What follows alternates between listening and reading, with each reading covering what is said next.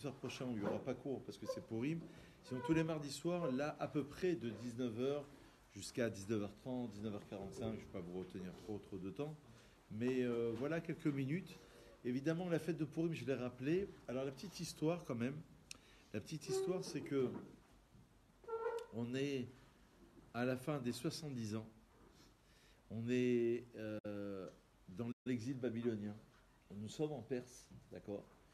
Et on est dans cette période troublante où il va y avoir un roi qui va s'appeler Assuérus, c'est le début de la Megillah. Et on va rentrer dans l'étude tout de suite, mais juste pour se rafraîchir la mémoire. Vayibime Achashverosh, Hu Achashverosh. La Gemara dit dans Megillah, la page 12, elle dit que le motif Eret est employé dans la Megillah, qui signifie la beauté. Tiferet, c'est ce qui est beau, ce qui est magnifique. Ça fait allusion, les Chavod ou Tifaret, au début de Tetzavé, aux habits du Kohen Gadol. Qu'est-ce qu'il a fait pendant 6 mois 180 jours, c'est 6 mois. C'est énorme. Il a fait un grand festin. Il a sorti les ustensiles du Beth Amikdash, parce que le premier temple avait été détruit. Je vous remets dans l'histoire. D'accord? Et nous sommes à la fin des 70 ans.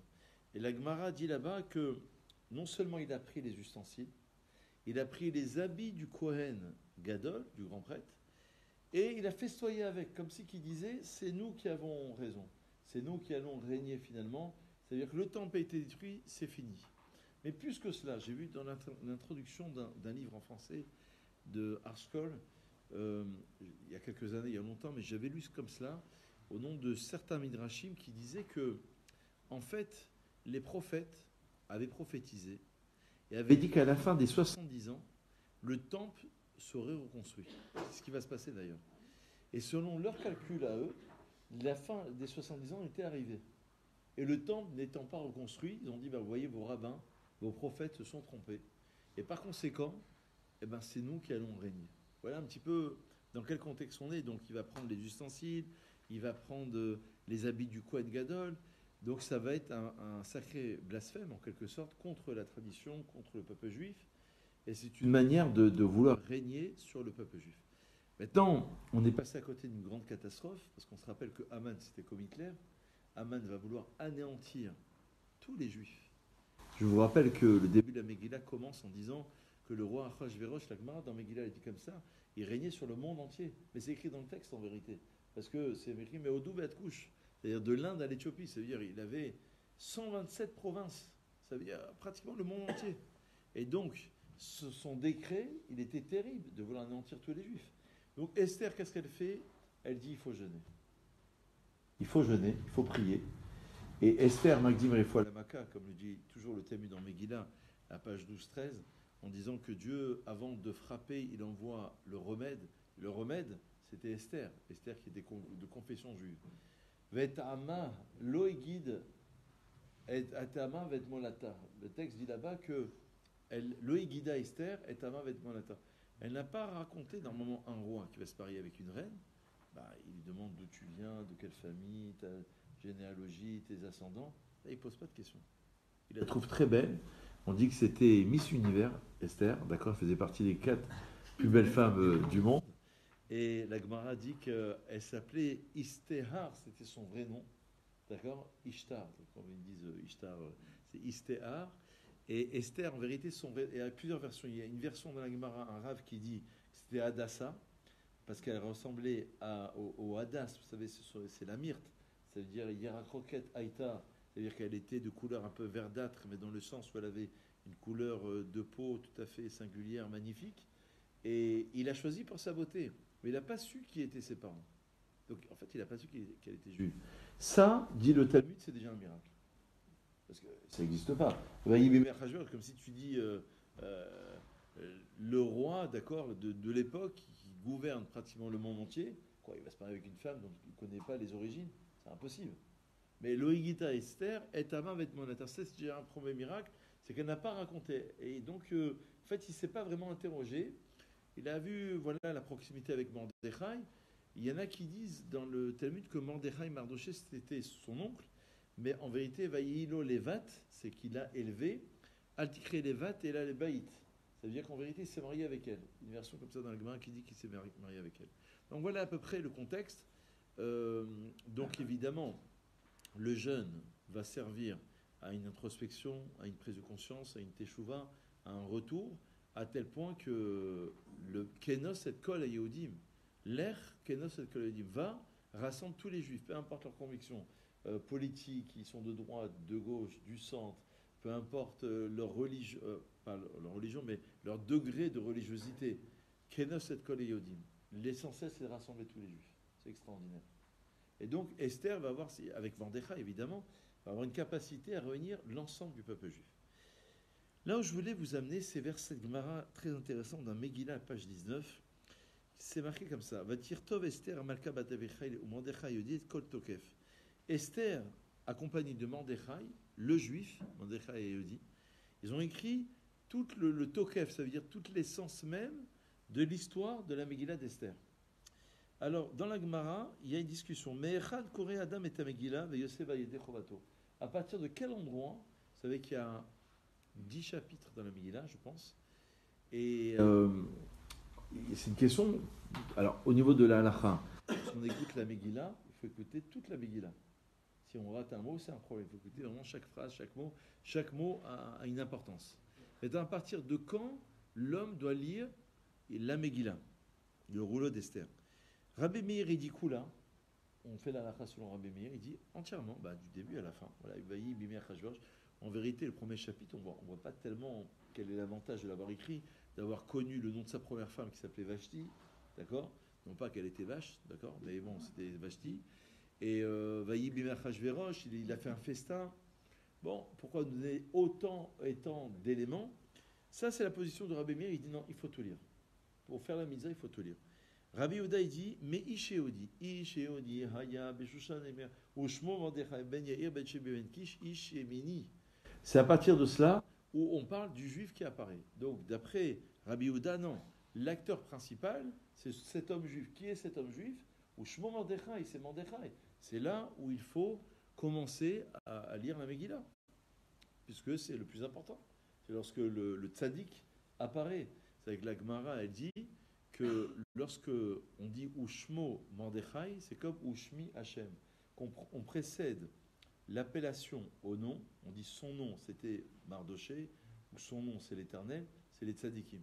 Alors que Naval Shemo, la Gemara dit que lorsqu'il s'agit des Rechaim, on donne d'abord le nom Naval, c'était Monsieur Naval, Shemo, c'était son nom. Et pour les tzadikim, on dit Ushmo Mordechai, comme si on veut introduire Ushmi Hashem. On introduit l'essence même du personnage. Rabbi Yossé dit non, pas du tout. Me'achar adevarim aile gidal ameler et Aman. Lorsque Aman, qui est l'acteur aussi principal de cette histoire, et je vous rappelle que le nom de Dieu n'apparaît pas, je vous rappelle que à la fin, c'est pour ça que c'est ce qu'on disait entre Mincha et Arvit, c'est exactement la suite. Ça démontre finalement que à la fin de l'histoire, c'est la seule fête qui reste à la fin des temps. Parce que le bien triomphe et le mal disparaît. Aman et ses 10 fils, finalement, sont pendus. Ça veut dire que c'est une histoire qu'on pourrait dire, c'est une belle histoire. Allez, c'est un beau roman, d'accord? Donc on pourrait dire c'est le fruit du hasard. Je tiens à vous rappeler que Einstein disait que le hasard, c'est Dieu qui passe incognito. Bravo. Voilà. Donc c'est Dieu qui passe incognito. Donc en fait, on pourrait dire c'est le fruit du hasard. On pourrait peut-être dire, comme ça, un petit ridouche ce soir, c'est que la fête de Purim, c'est la fête de l'anti-hasard. C'est un peu ça. C'est-à-dire que Aman, c'est un descendant de Amalek. La Gemara dit dans Choulin, à la page 91, elle dit Aman minatora minayin, où il y a une preuve de ce monsieur Aman. Est-ce qu'il apparaît dans la Torah? Et la Gemara, de manière très surprenante, elle dit oui, il y a une preuve. C'est marqué Amin Ha'etz concernant l'origine dans Bereshit.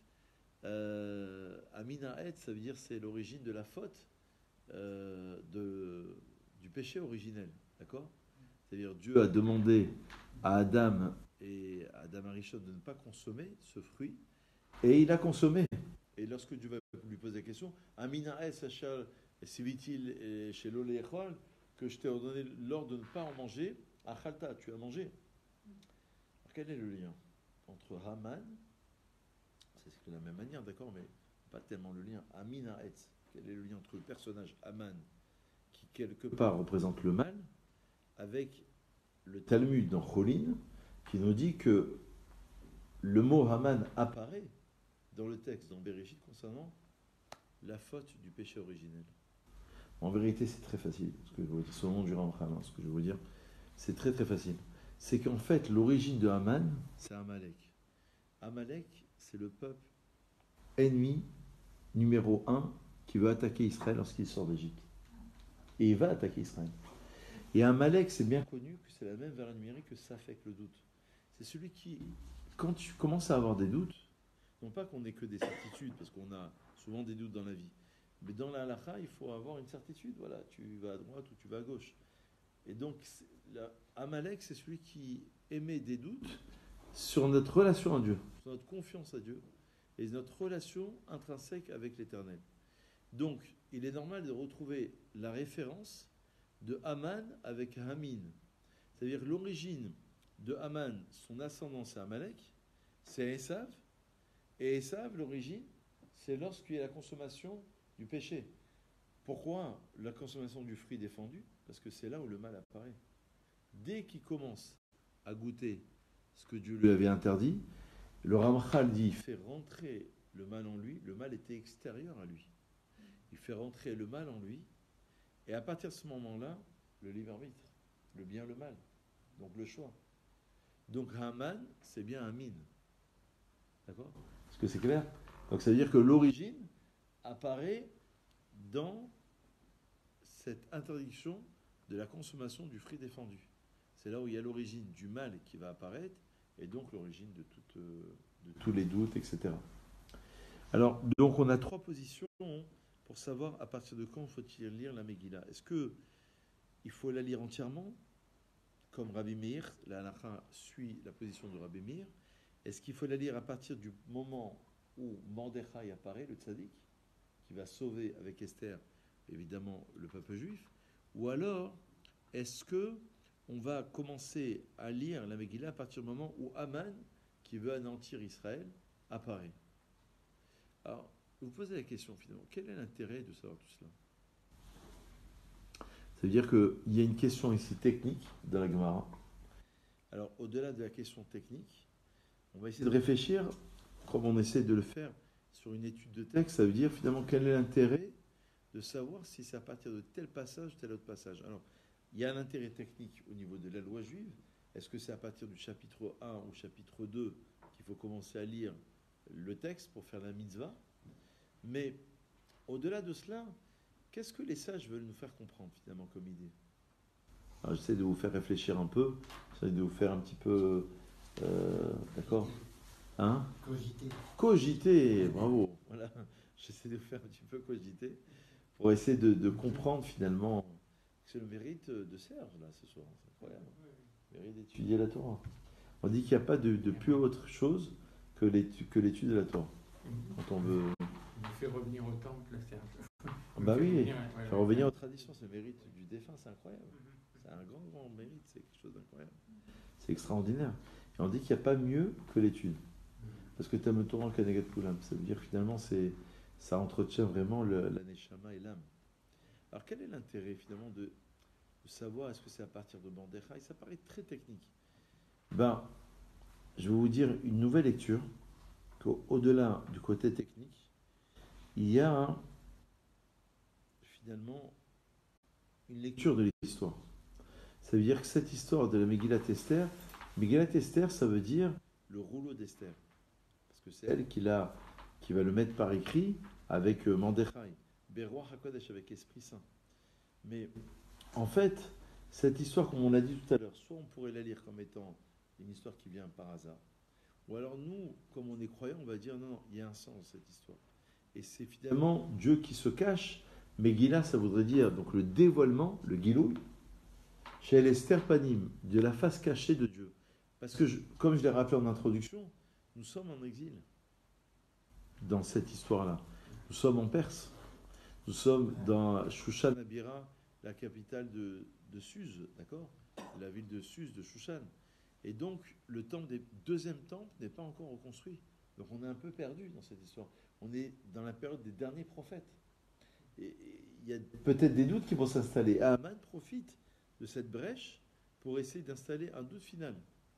Donc finalement, cette discussion technique, elle renvoie sur le bien, le mal, ou alors l'entité des deux.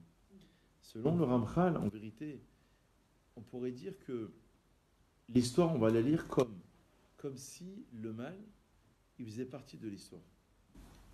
Le mal, ça veut dire, traduction, ça peut être les expériences, les épreuves, les difficultés.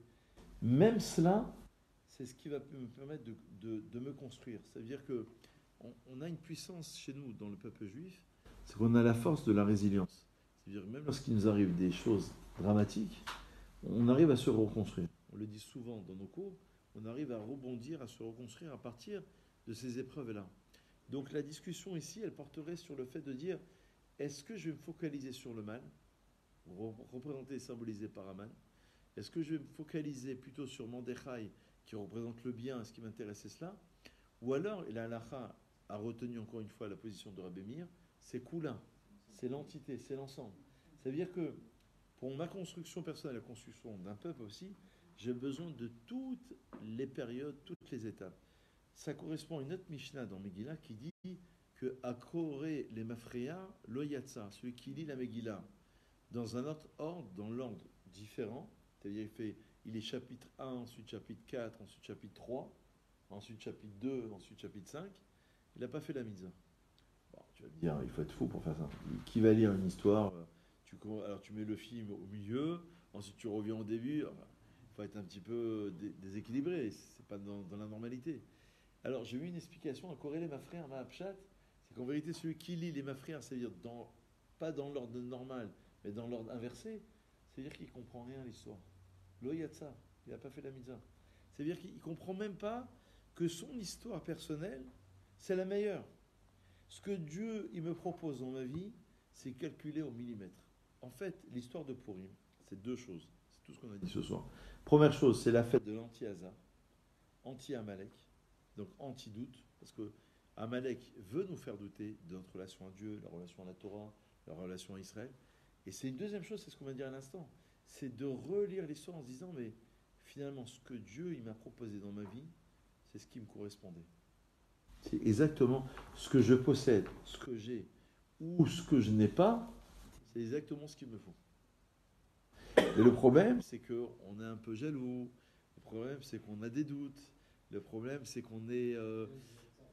hein, il y a des obstacles aussi, et puis on est parfois, on trouve ça un peu injuste, on se pose la question de savoir est-ce que ça serait pas mieux d'avoir autre chose, etc. Eh ben non, pas du tout. Donc c'est ça, corréler ma frère, le Yatsa, ça veut dire de relire l'histoire comme elle est réellement cette histoire. C'est pour ça que la Gemara s'est arrêtée sur ces trois positions. Je voulais vous faire part d'un autre. Vous avez encore 5 minutes ou vous êtes pressé? Le chrono, c'est parti. On fait encore 5 minutes? Ouais. Qu'est-ce que vous voulez dire exactement quand vous dites l'anti-hasard? Ça veut dire que finalement, ça veut dire que tout est calculé au millimètre. Ça veut dire qu'il n'y a rien qui est laissé au hasard. Dans la vie collective comme dans la vie individuelle. On pourrait dire, finalement, il m'est arrivé ça dans la vie. Non. En fait, ce qui était arrivé, soit quelque part on l'a mérité, soit ça devait arriver, et pour une construction personnelle. Ouais, après, c'est un peu compliqué parce qu'après on rentre dans le libre arbitre après. Après, c'est compliqué. Après, il faut faire un cours sur le libre arbitre. J'ai fait des cours il y a quelques semaines, 3 cours sur le libre arbitre. Je vais vous citer, parce qu'on a cité au moins 10 références. La seule référence que je vais vous citer, c'est celle du Harizal. Sur le libre arbitre, le Harizal, il enseigne, il dit qu'au niveau de l'Atsilut, c'est-à-dire au niveau supérieur, Dieu, il sait tout. Ce qu'on appelle Olam Haïdia. Olam Abechira, c'est-à-dire la décision dans ce monde-ci, en fait, Dieu, il se retire. C'est-à-dire Dieu sait, c'est comme si, comme le GPS, c'est-à-dire au niveau du GPS, l'exemple que j'ai donné, quand on avait fait le cours, en fait, on arrive à avoir une vie d'ensemble. Mais quand je suis dans ma vie, je ne sais pas ce qui va se passer dans une minute.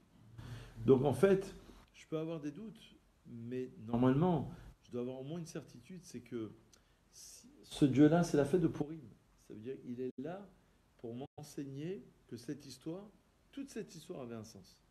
Et que la Gemara dit dans Megillah, elle dit quelque chose d'incroyable. Ce que Haman a voulu faire, même les 48 prophètes, même s'il y avait eu des dizaines de prophètes, que dans l'histoire, on a retenu 7 prophétesses et 48 prophètes. Même si eux, tous les rabbins s'étaient réunis en disant voilà, il faut faire teshuva, il faut changer d'action, on les aurait pas écoutés. C'est-à-dire, le simple fait que Haman, il a voulu s'opposer à Israël, anéantir le peuple pour différentes raisons, et ben en fait ça a réveillé les consciences. Ça a été beaucoup plus fort. Ce réveil-là, il a été tellement puissant, tellement fort, qu'en fait il a permis à tout un peuple de revenir vers Dieu. Donc en vérité, même cela, c'est-à-dire cette tentative de vouloir exercer un décret à l'encontre du peuple juif, évidemment on doit combattre, évidemment on doit condamner, tout ça, c'est évident. Ben, même cela, finalement, c'était quelque part dans le plan divin, pour permettre à tout un peuple de revenir. Kenos et kol hayodim, rassemble tous les juifs. Bet ha-Knesset, entre parenthèses, c'est la maison de la réunion. D'accord? La Knesset, d'ailleurs, en Israël. Kenos, c'est le fait de se rassembler, de se réunir. J'ai lu une autre explication au nom du Rabbi qui est très très intéressante, qui m'a vraiment passionné. C'est que la Megillah dit au chapitre 9, Alken Karou la Yamim Aele Purim al Shem Apur. On a appelé cette fête Purim parce que Haman a fait Purim, c'était un tirage au sort. Il a fait un tirage au sort et c'est tombé sur le 13 Adar. Bon, entre parenthèses, j'ai cité déjà le Abu Draham, qui était un rabbin du XIVe siècle, comme ça. Le Abu Draham, il donne un chidouche incroyable. Il dit pourquoi le 13 Adar? Pourquoi pas 19, 18, 8, 9, 10? Il donne un chidouche extraordinaire. Il dit parce que la Ptira, il en a parlé tout à l'heure, la Ptira, le décès de Moïse, c'était aujourd'hui. 7 Adar. Donc Haman, il a dit c'est extraordinaire. Et je vais pouvoir les abattre puisqu'il est mort, mon cher Rabbeinu. Et la Gemara dit, mais il a oublié qu'il était né aussi le 7 Adar. Donc c'est un mois avec un beau mazal.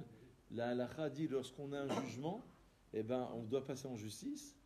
Eh bien, au contraire, c'est au mois d'Adar, parce que c'est un bon mazal. Mais n'importe où, on peut tout transformer. On peut tout... Et le Abu Draham, il dit, pourquoi le 13?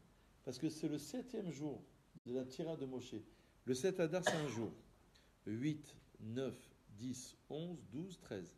Et il dit, Tokfo Shel Avelut, c'est le 7e jour. C'est-à-dire que le jour le plus dur, enfin, que Dieu vous protège, mais le jour le plus dur dans l'Avelut, dans le deuil, voilà, vous êtes en train de passer le jour, c'est le 7e jour, parce que c'est un jour qui est difficile. Et c'est pour ça que c'est tombé sur le 13 Adar. Mais la question du Rabbi, elle est extraordinaire.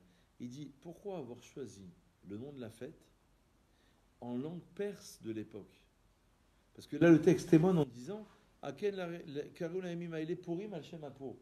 aurait dû l'appeler comment la fête? Comment on dit un tirage au sort en hébreu dans la Torah? Goral. Goral. Donc on aurait dû l'appeler Goralot.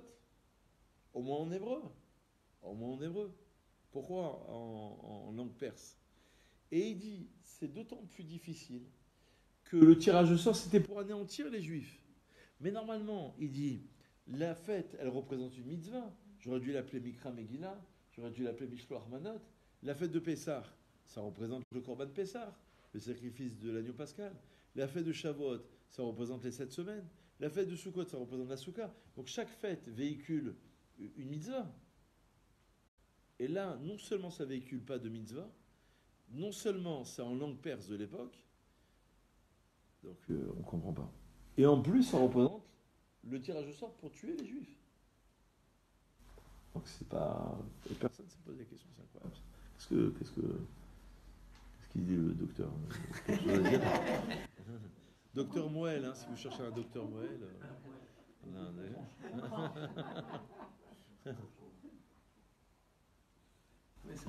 C'est une belle question ou pas? D'accord, vous n'êtes pas venu pour rien. Au moins, on s'en souvient. Alors vous allez voir, moi après je continue le cours, mais si vous voulez que je vous libère là, dans 2-3 minutes, comme ça on peut repartir. Pour ça on va faire un kaddish. Je vous donne la réponse, et après je vous libère. Ceux qui veulent rester encore quelques minutes, je continue un autre cours. En fait, il dit que... Voilà, la réponse elle est ici. Il y a quelque chose d'incroyable. Il dit que ça représente, en fait, l'idée que Anon Lumnin et Aora Hashaflui et Davar Hamon Beyoter, Gezer al Ben Israël, Nitan la forme et la sot Mimenu Yom Tov l'Erm Israël.